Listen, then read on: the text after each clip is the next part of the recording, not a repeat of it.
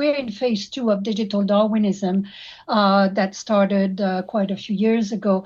And in this phase 2, you have to really focus on the productivity dividend and the survival of the fastest. And I think that's really important, because when you look at it in detail, a very small portion of firms who have used AI are actually seeing an impact on their P&L.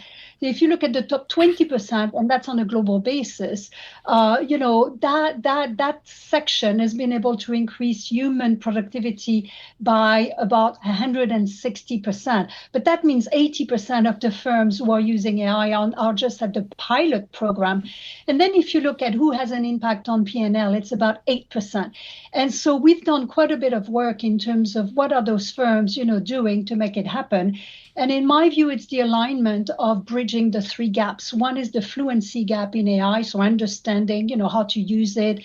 The second one is innovation gap, and the third one is implementation gap. And this is where most people get stuck. Being able to deploy AI and redesigning your companies, it's not about having a layer of AI, it's really about redesigning. That's very difficult, but this is where the opportunity is in terms of investment.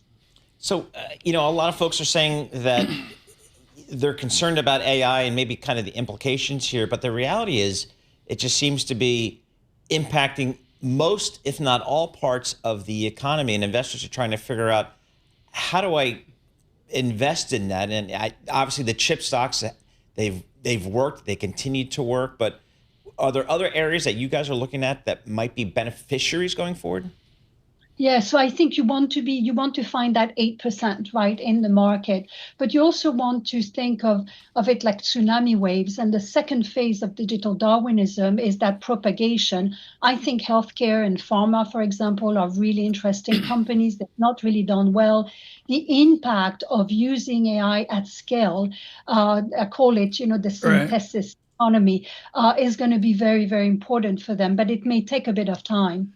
Bloomberg surveillance across America, worldwide, into Virginie Maisonneuve's continent of Europe as well. Definitive at Allianz over the years. It is Maisonneuve Global Advisors. Virginie, on China, and to me, the arch idea here is we've got an America going after optimal results in AI, even to the point of cyber risks. And we got the Chinese going, we don't want to do that. We're going to give you 90% of the bang for 1/10 of the cost. Discuss that legitimate idea forward 2 years or 5 years. Yes, that's really important. So remember, the context for China is quite different, because one of the things that AI is doing and will do is the impact on the labor market. China is quite ahead because its demographic profile, as you know, the labor force peaked in 2013. So the imperatives that AI is for China domestically has a different profile than the US or to Europe.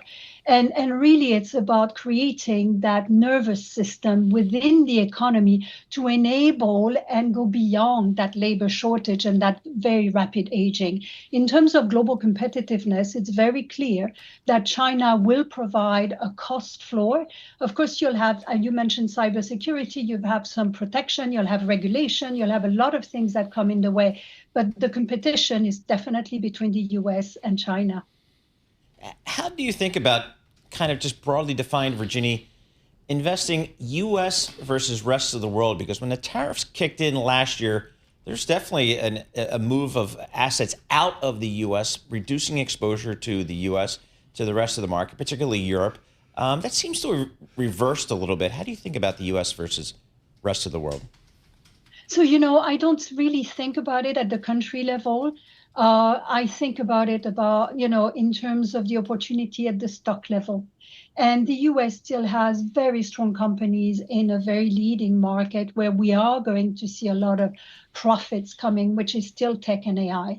There's a lot of innovation in America, even in terms of, pharma or healthcare, et cetera, industrials. So you do have that leadership. However, having all your eggs in one basket, as we know, has never been a good idea in investment. So having some of the best players where you have competitive advantage in Europe and, of course, China and Asia, I'm still very much of the view that you need to have China in your portfolio. That is the way to do it, but It's a bottom-up story.